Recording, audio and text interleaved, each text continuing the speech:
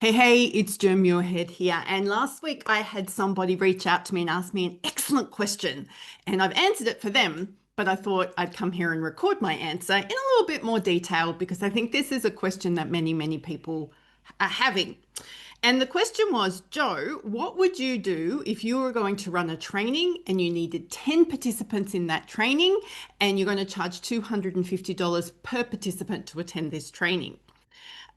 My short answer to that question is I would be creating a list of all the people that I know who would benefit from that training, and I would start personally inviting them.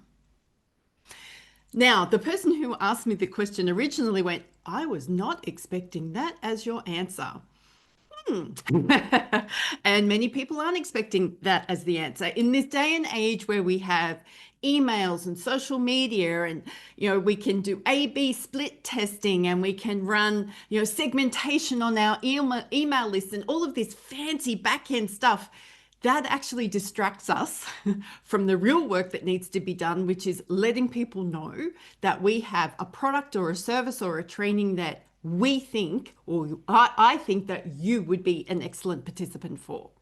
So that shows some courage and some bravery and some getting over some fear of rejection, doesn't it? But let me explain to you how this actually works. So we're thinking about the people who would really benefit from our product or our service or our training. And we're going to start contacting these people. But what are we saying and what are we doing and how are we doing it? Well, the thing to remember is that one social media post rarely fills a room. If it fills a room, people don't have the stickability that we want. So we're constantly having people drop out or change or things come up, especially if we're trying to fill an event or sell a number of tickets, 6, 7, 8, 9, how many of a week's out. Stuff comes up for people. Think about your own life. Stuff comes up. Now, one email to your email list rarely fills an event. Let's think about it. We know the email lists. If you are getting open rates of 20%, you are doing exceptionally well. So if you've got an email list of, say, 1,500 people and you're expecting 1,500 people to open your email, that's wrong. You'll get 20% of 1,500, which is not a lot as many people, right? It's still enough to fill your event, but that's only opening the email. That's not the people who actually want to progress through to buying a seat at your training. So one email, one social media post rarely cut through, rarely fill our events, rarely sell the type of products or the numbers of products that we want. Now, if you've got a massive email list, number one, you wouldn't be watching this video anyway. Number two, if you've got a massive social media following, you're probably not watching this video. So I am talking to the people who, like me, find it difficult to get the numbers and the people into my events because I used to rely on email sales and I used to rely on social media posts to sell for me, when the truth of the matter is I am the best person to sell my goods, services, and events. So I need to go and do that, right? So people love personal attention. This is why this works. So when I go and say, hey, I've got this event coming up, I've thought of you and wondered if this is something that would be of interest to you, that section, that phrase, I've thought of you, that sparks hope, it sparks joy. I mean, it's genuine because they wouldn't be on my list if I haven't thought of them, right? If I didn't think that this was a good idea for that person, I'm not going to invite them, am I? No, I'm not. So this is a genuine conversation, and it's a conversation where we, as the person selling, are of service. We are in service. We are of service to the people we're inviting to come and participate in our training or to purchase our products or whatever it is we've got going on. Yes, I do have notes, hence why I'm looking down again. So think about this for a moment. How do you feel when you receive a personal invitation? Now, I'm not talking about the personal invitations that come from political members on our text messages. That's not a personal invitation.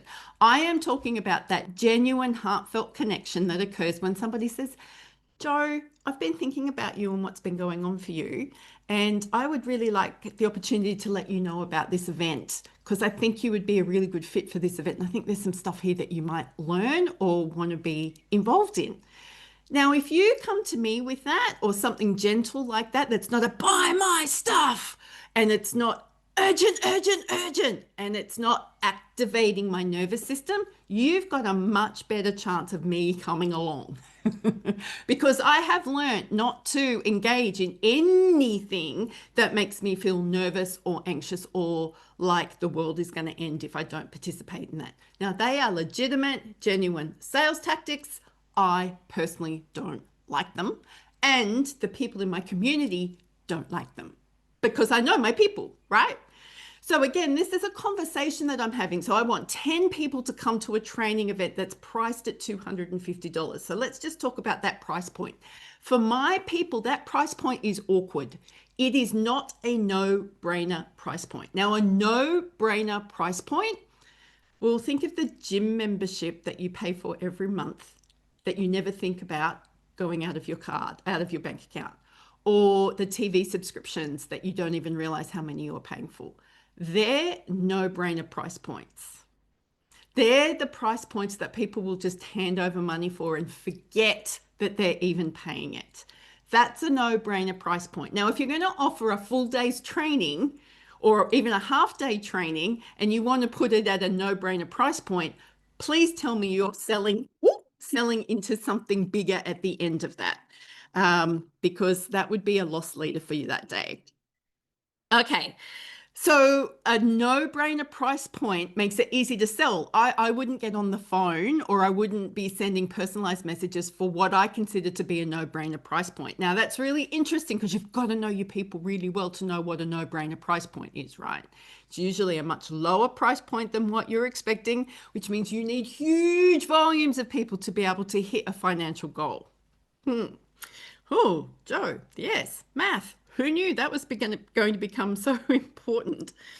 I also want you to think about this. If you receive an email in your inbox, even if it's a list that you've subscribed to, like mine, but I am very blatant when I'm selling you stuff. Like, you know, from the email headline that that's probably a sales email. So we don't feel anything around that for each other. You just hit delete if it's something I don't want to be sold to today, delete. Or you might browse through it and go, oh, I don't have the time. I don't have the energy.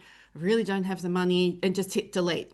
I'm not going to be offended because I'm not going to know. You're not going to get upset thinking that you've offended me. So we can get over all of that stuff. That's really easy, right?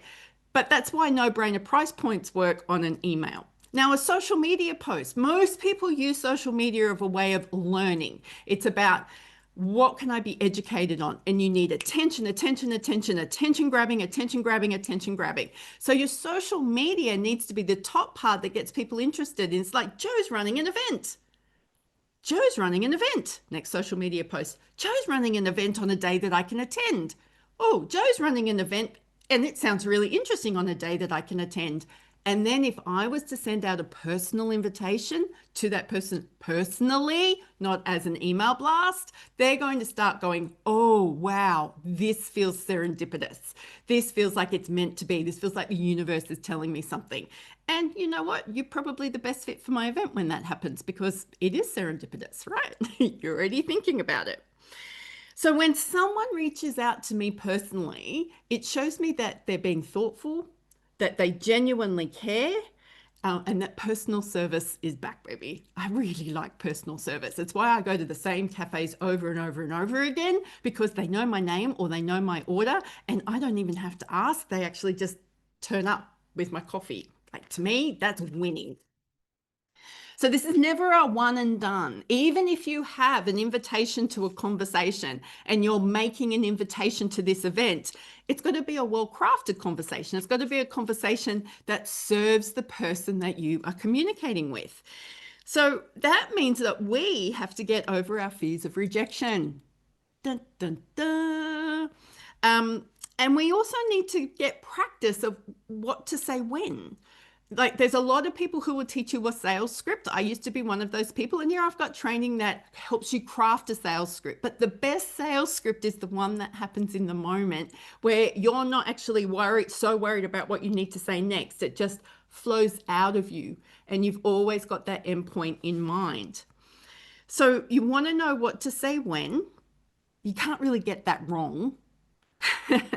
But you really want to get good at overcoming another person's objections. Now, these objections tend to be universal.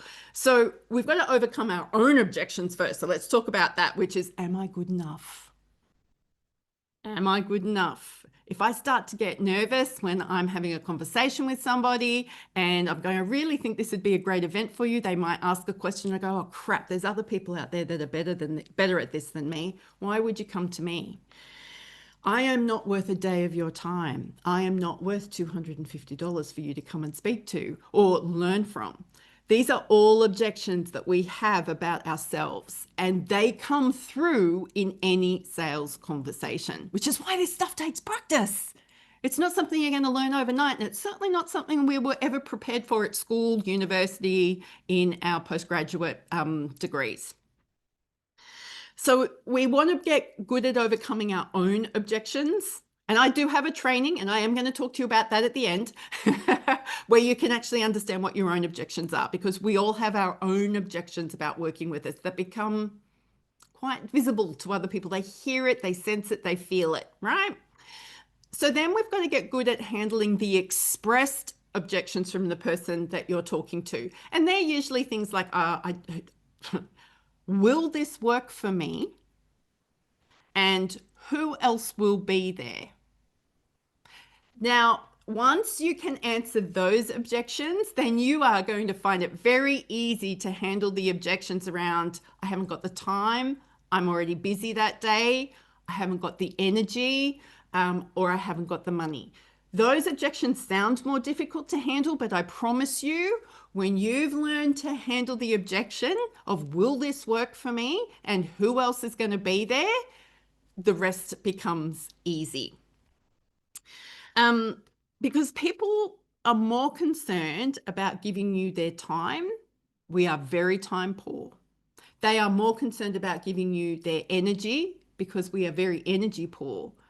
They are also concerned about giving you their money, but the money is a representation of their perceived value, not your value, how much they value themselves. But it's also a conversation about where else could I spend my time, energy, or money right now? Which is why we get so offended when people say no to us and then we see them having a holiday elsewhere. Yes, I just called that out.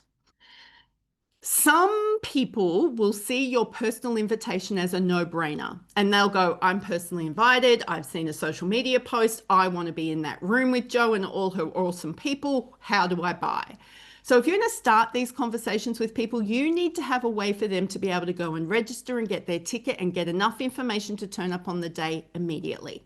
Now, not everyone's going to buy immediately. You are still going to need to do some nudging to help them hit that buy now button. Not immediately. You might need to do it in a couple of days, a couple of hours, a week's time.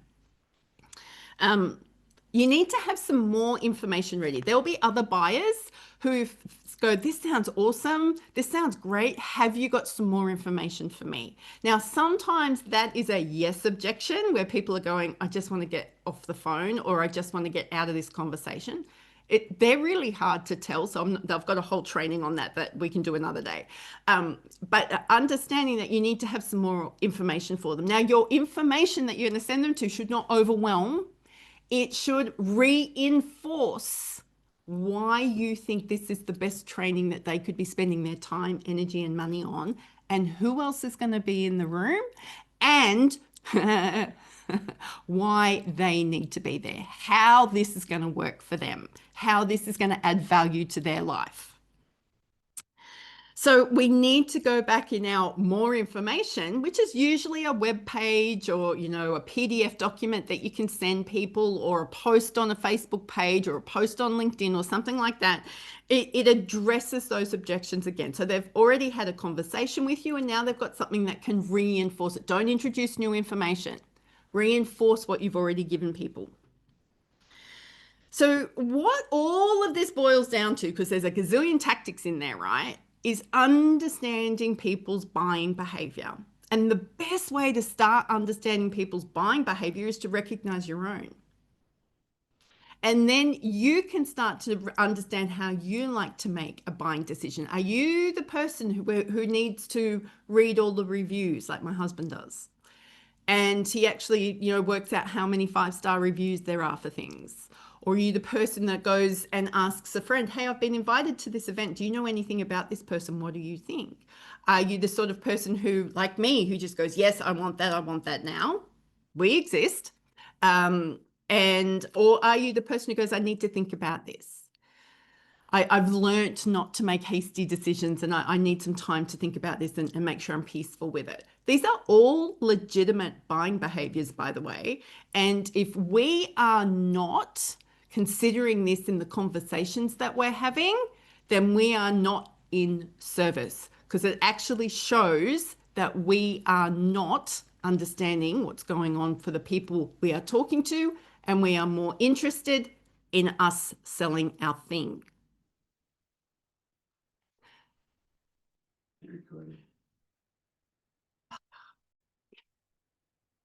Don't you just love it when you're recording something and it's going really, really well, and your husband comes into the room to let you know that he's leaving for the day.